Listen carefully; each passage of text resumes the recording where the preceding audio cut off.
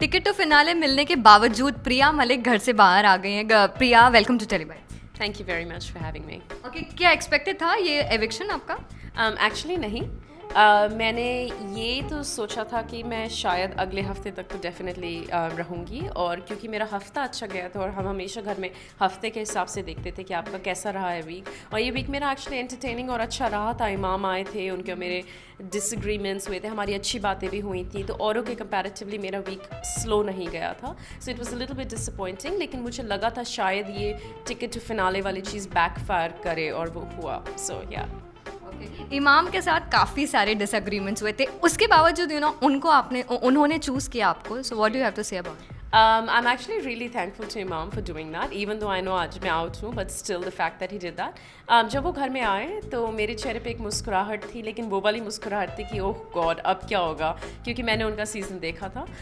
और मैं कहीं ना कहीं जानती थी कि वो बहुत कुछ करेंगे घर में, और क्योंकि वो भी एक स्ट्रॉन्ग पर्सनालिटी है और मैं भी एक स्ट्रॉन्ग पर्सनालिटी हूँ, मुझे पता था कि हमारी ठनेगी।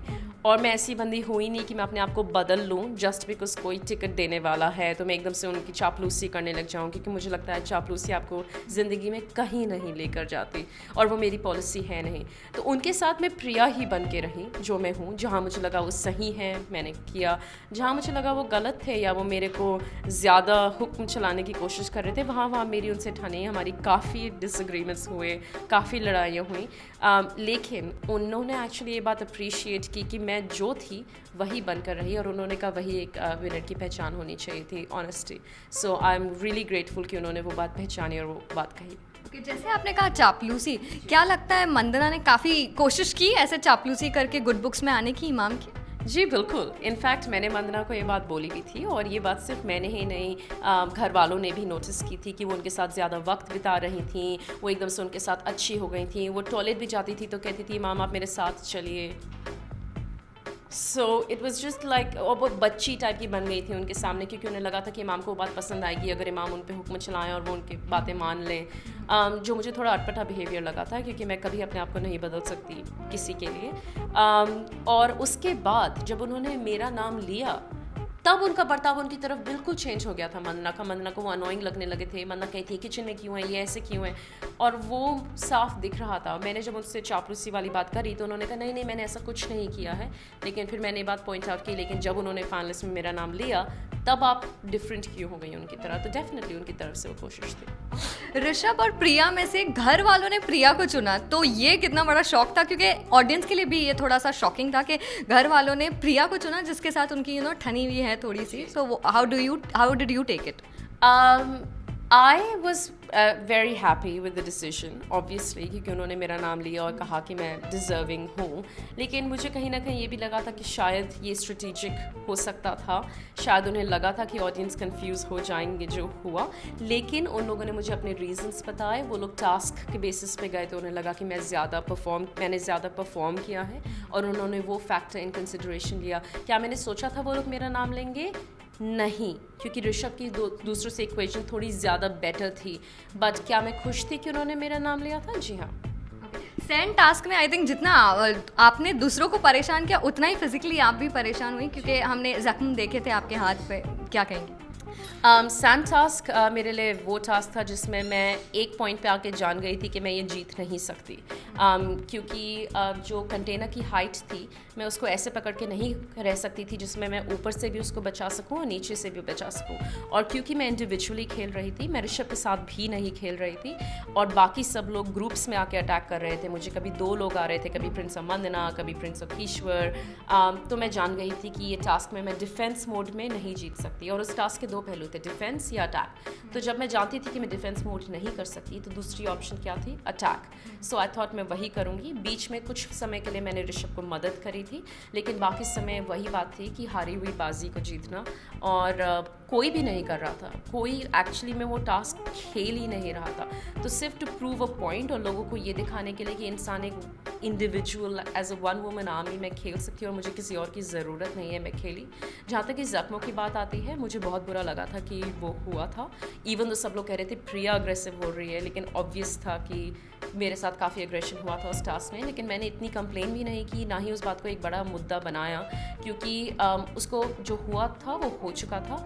और मैं जानती थी कि दर्शक देख ही रहे हैं, और प्रिंस भी जान गए थे कि एक इंडिविजुअल प्ले कैसे किया जाता है। ओके, प्रिंस और कीश्वर में से जब कीश्वर की एग्जिट हुई, कितना अच्छा प्रिंस ने खेला आपके हिसाब से, कितना इमोशनली खेला, क्या था उनके उस डिसीजन को आपका राय क्या है?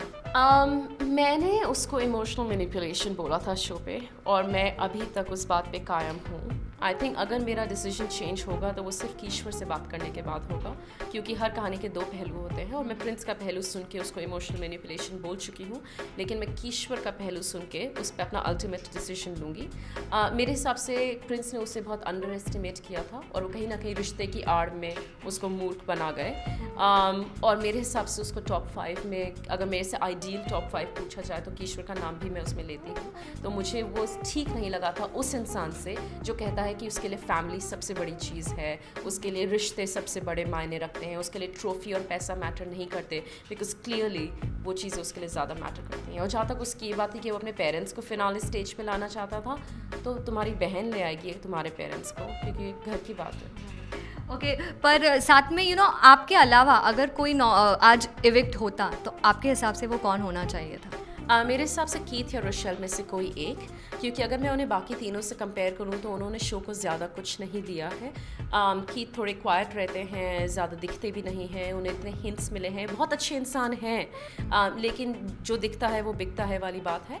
और जहाँ तक कि रोशेल की बात आती है, मुझे नहीं लगता कि वो अपनी असली साइड हमेशा दिखाती हैं, कभी कभी वो कुछ और दिखाने की कोशिश करती हैं, और उनका ये हफ्ता उतना अच्छा नहीं रहा था, तो मुझे लगता था कि उन दोनों में से कोई एक बाहर आएगा। ओके, कैसी रही जर्नी प्रिया अब तक की? वाइल्ड कार्ड होते हुए भी काफ़ी आपने लोगों का दिल जीता है, so how was the journey? Definitely very exciting, बहुत ही रोमांचक सफ़र रहा है, और मैं खुश हूँ कि सफ़र में इतने उतार चढ़ाव आए। कहीं मैं खुश हुई हूँ, कहीं मैं दुखी हुई हूँ, कहीं मैं रोई हूँ, कहीं मैं हंसी हूँ, कहीं दूसरों को रुलाया है, कहीं दूसरों को हंसाया है। तो it was a mixture of everything. It was a great experience, very entertaining, and I hope that I have made इतना इम्पैक्ट किया है इंडस्ट्री पे कि शायद इसके आगे जाके कुछ अच्छा हो। ओके, इतने सारे टास्क में से आपका फेवरेट कौन सा रहा है अब तक का, जिसमें आपको लगा हो कि मैंने अपना 100% दिया? आई थिंक मैंने हर टास्क में अपना 100% दिया है। सैंड वाला टास्क मेरे लिए सबसे ज़्यादा चैलेंजिंग ज़रूर रहा था, क्योंकि मैं अपने मन में जानती थी कि मैं हार चुकी हूँ, लेकिन फिर भी मैं हाथों पे हाथ धर के नहीं बैठना चाहती थी, लेकिन मैं अनश्योर भी थी। मुझे लगा था कि पता नहीं क्या लोग बोलेंगे या सलमान क्या बोलेंगे, लेकिन दुनिया का सबसे बड़ा रोग क्या कहेंगे लोग, और ये एक ऐसी डिज़ीज़ है जो मैंने कभी भी कॉन्ट्रैक्ट नहीं की है। तो मैं अपने इंस्टिंक्ट को फॉलो करती रही और आगे बढ़ती रही, और मैं प्राउड थी अपने ऊपर उस टास्क के बाद। किसके हाथ में देखना चाहेंगी बिग बॉस 9 की trophy?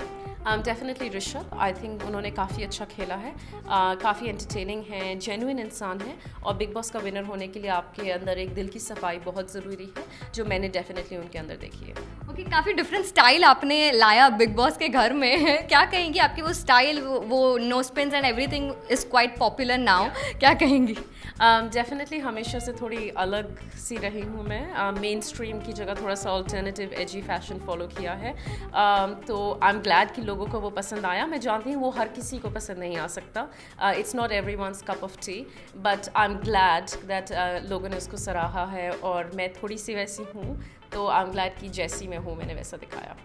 To all the viewers, all the fans जो आप बहुत डिसअपॉइंटेड है आपकी एग्जिट पे, क्या कहेंगी?